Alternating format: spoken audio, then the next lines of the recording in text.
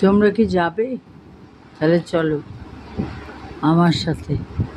আমার মা যেখানে ছিল সেখানে, আমার ফেভারিট জায়গা। গাড়ি চলছে, আমি লেকানিসে থাকি, লেকানিস টু বালিগঞ্জ কসবা যাব। গাড়ি চলছে তাই ভিডিও করলাম। দেখো গড়িয়াহাটের দিকে কীরকম যানজট আছে, কীরকম ভিড় আছে। একটু একটু ভিড় আছে কিন্তু খুব বেশি ভিড় নেই। জ্যামে আটকে গেছি। এবার চললো গাড়ি। আমি বলেই দিয়েছিলাম গড়িয়াহাটকে অ্যাভয়েড করে ফান রোডটা ধরতে, ফান রোড দিয়ে যাওয়ার জন্য। ফান রোডটা একটু মানে ভেতর দিক থেকে হয়, মানে বাড়ির ভেতর দিক থেকে যায়।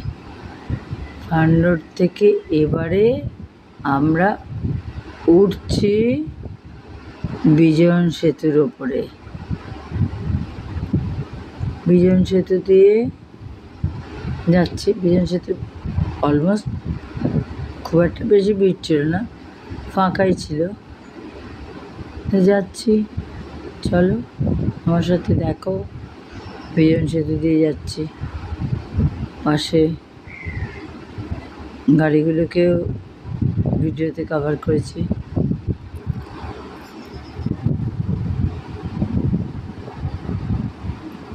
জ্যাম আসুক, ফাঁকা থাকুক, আমি আমার ডেস্টিনেশন, মাই ফেভারিট প্লেস, যেখানে আমার মা থাকছো সেখানেই আমি যাব।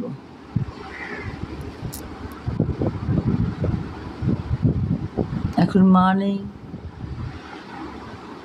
কিন্তু ওখানে তো আমি যাবই। মা ছিল, সেই ফিলিংসটাকে অনুভব করার জন্য। কিন্তু এখানে আমার যে দিদি আছে, এই যে দিদি বাড়ির এখানে গাড়িটা ঢুকছে, এখানে যে দিদি আছে সে আমার মার থেকে কম নয়। আই লাভ মাই দিদি। দেখো এটা দিদি বাড়ি, ভীষণ সুন্দর লাগে আমার দিদির বাড়িটা। ও ঠিক আমার ওপরেই দিদি, আমরা 4 বোন, ও ঠিক আমার ওপরেই।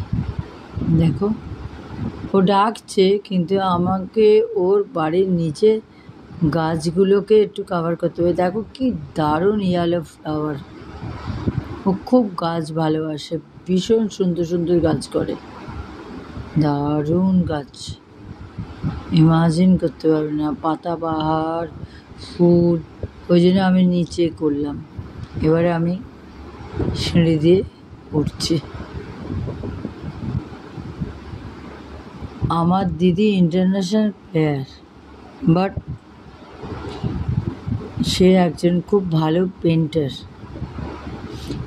অসাধারণ আঁকে। এগুলো তো মানে করে লাজ ওর মেয়ে করেছে।